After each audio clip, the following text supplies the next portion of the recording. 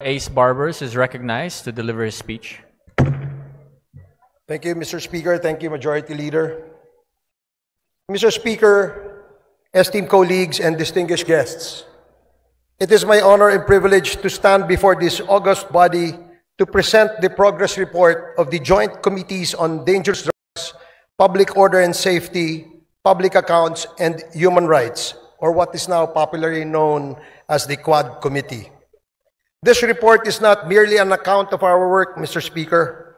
It is a solemn commitment to uncovering the truth, upholding justice, and crafting meaningful legislative solutions to address the scourges of illegal drug proliferation, unlawful land acquisition by foreigners, crimes linked to Philippine offshore gaming operators or POGOs, and extrajudicial killings.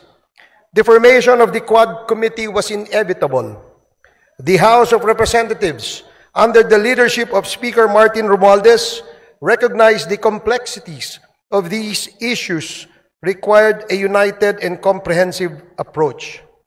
Thus, through House Resolution number 1880, the Quad Committee was brought to life.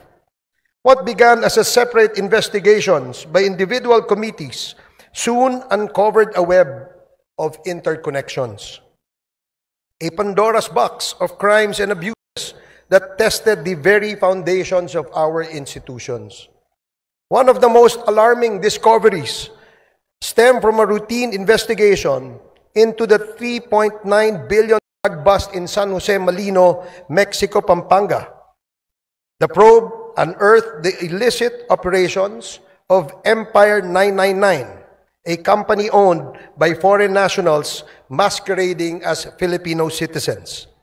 This led to the revelations of massive illegal land acquisitions involving hundreds of hectares of agricultural lands in direct violation of our Constitution.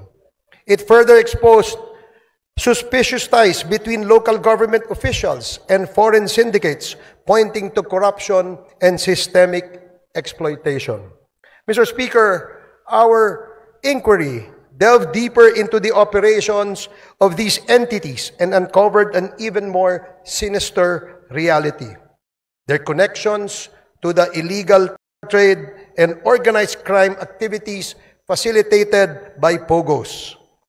What was initially presented as a revenue-generating industry has instead become a breeding ground for illegal activities such as human trafficking, money laundering, investment scams, cybercrimes, and even murder. Sa ating investigasyon, Mr. Speaker, ay nakita natin na ang modus operandi ng mga POGOs ay gumamit ng mga Pilipinong dummies bilang mga nominal na may-ari upang magtatag ng mga korporasyon na nagpapahintulot sa mga dayuhan na iwasan ang mga batas na naglilimita sa pagmamay-ari at operasyon sa mga industriya tulad ng gaming at real estate. Ang mga korporasyong ito ay may mga magkakaugnay na layers upang itago ang tunay na pinagmulan ng pondo at pagkakakilanlan ng mga operators na nagpapahirap sa mga otoridad na masubaybayan ang mga iligal na mga aktibidad. Mr. Speaker, ang mga POGOs na ito ay naguhugas ng pera mula sa mga krimen tulad ng human trafficking, illegal na pagsusugal, bentahan ng droga, cybercrimes sa pamamagitan ng pagpapadaan ng pondo sa mga bank account, pagbili ng ari-arian at iba pang mga instrumentong pinansyal na pinapalabas na lehitimong operasyon ng kanilang mga negosyo. Ang ganitong layering ay hindi lamang nagtatago sa iligal na pinagmulan ng pondo, kundi pinapaliit din ang binabayarang buwis at pinoprotektahan ang mga operator mula sa pagkakadiskubre. Mr. Speaker, karaniwang pinapadali ang mga scheme na ito ng mga tiwaling opisyal at empleyado ng ating gobyerno, ng ating mga regulatory agencies at mga institusyong pinansyal kapalit ng suhol na naglalagay sa peligro ng sistema ng batas at pananalapi sa ating bansa. But perhaps the most chilling revelations, Mr. Speaker, pertains to the extrajudicial cases that have scarred our nation's history. The investigations brought to light a harrowing narrative of abuse of power and institutional impunity during the Duterte administration. Witness testimonies corroborated by evidence revealed a system that incentivized the killing of suspected drug personalities, a system modeled after the so-called Davao template and replicated nationwide. Mr. Speaker, this is not merely a report of the past wrongdoings, but a call to action. The Quad Committee has responded by filing concrete legislative measures aimed at addressing the gaps in our legal framework. Number one, House Bill number 10986, classifying and penalizing extrajudicial killings as heinous crime while providing reparations for its victims. Number two, House Bill number 10987, prohibiting all forms of offshore gaming operations in the country with severe penalties for violations.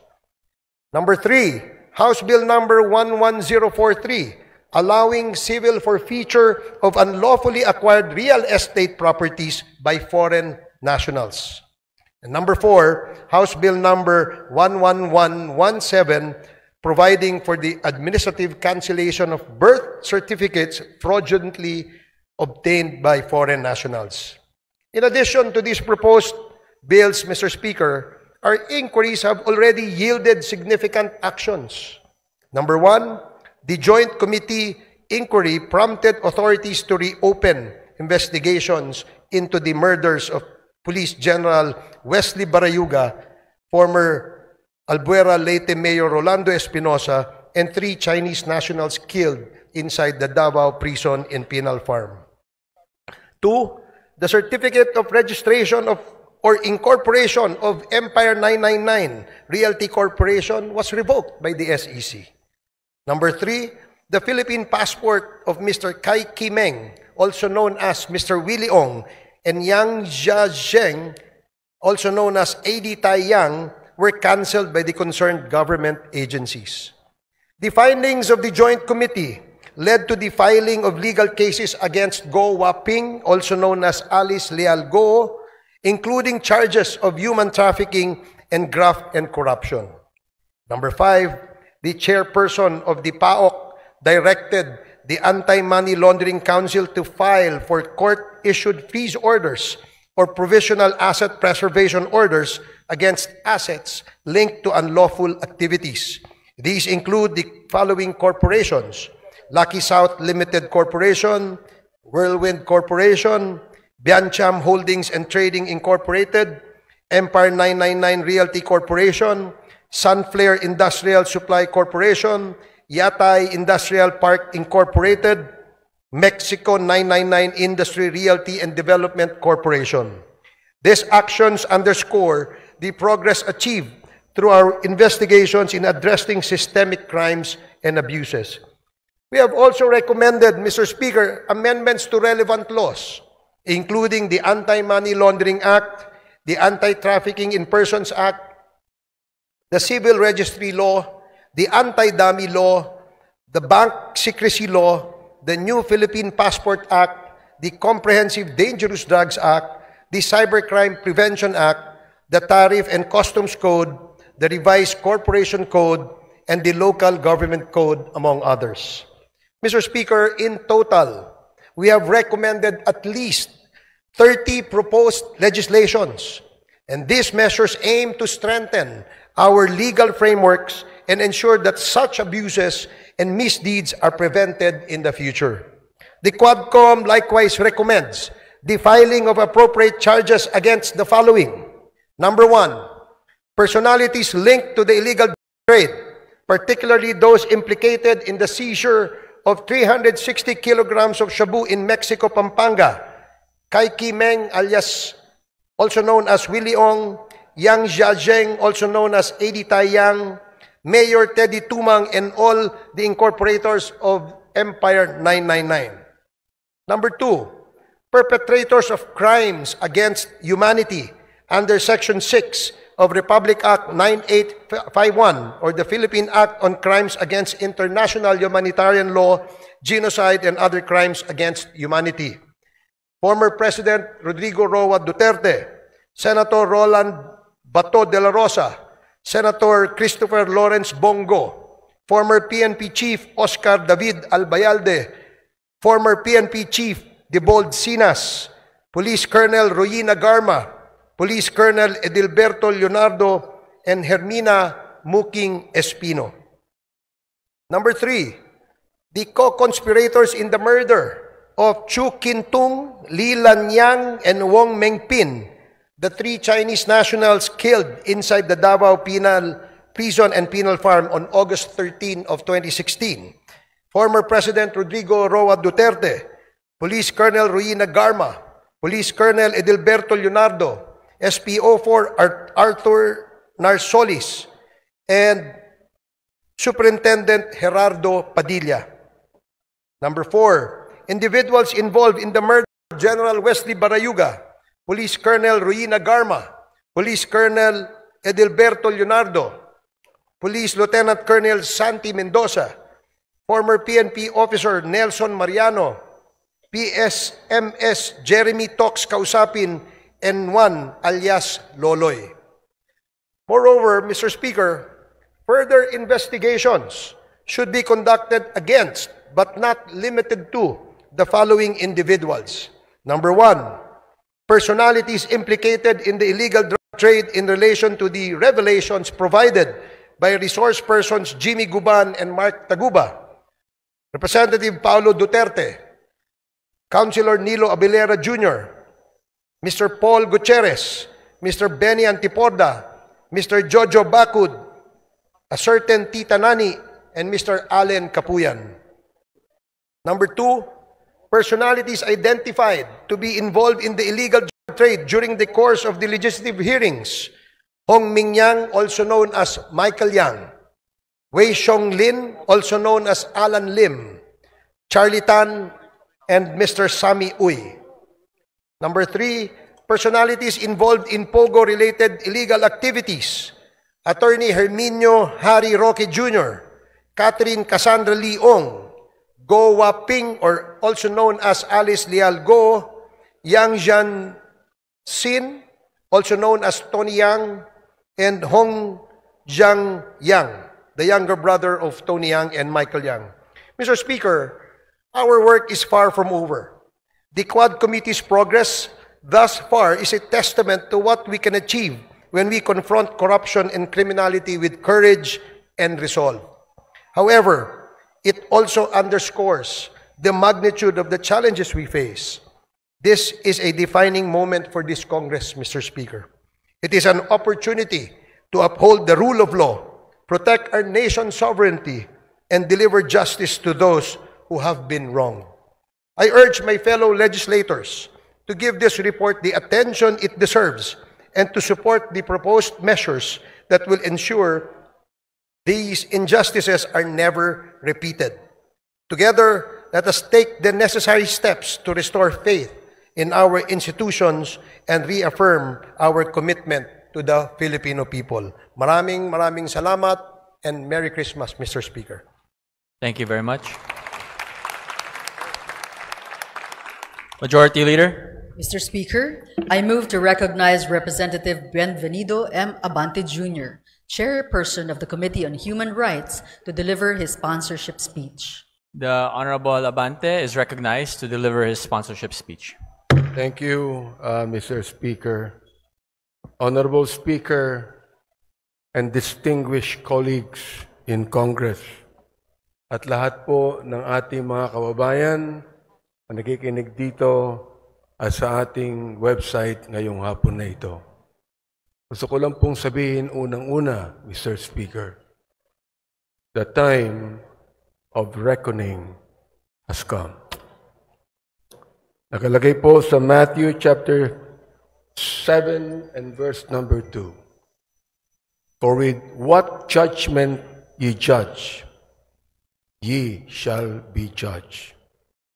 And with what measure ye meet, it shall be measured to you again.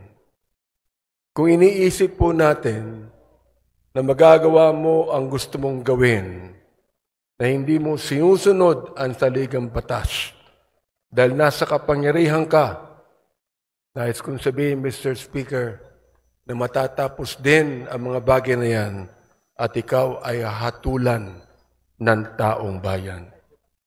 Ito pong House of Representatives ay ang bahay po ng taong bayan, sapagkat tayong lahat ay inelect ng taong bayan upang tayo ay magbusisi ng lahat ng katiwalaang nangyayari sa ating pamahalaan. I consider this a divine blessing to be able to rise today as the chair of the House Committee on Human Rights and co-chair of the Quad Committee to share the initial findings and recommendations of our inquiry, particularly into the extrajudicial things that occurred during the previous administration's war on drugs. Inuulit ko po, Mr. Speaker, kakampi ako ng dating administrasyon kapag pinag-uusapan po ang pag-alis ng drugs sa ating bansa. Sinabi ko po ito sa ating dating Pangulo, ang hindi ko lang maintindihan kung bakit kinakailangan merong mapatay more than 30,000 people upang mawala ang drugs na ito. Nawala ba? Hindi. Nandun pa rin, Mr. Speaker. Indeed, there is a season for everything and a time for every purpose under the heaven, as made clear by the Lord in chapter 3 of the book of Ecclesiastes.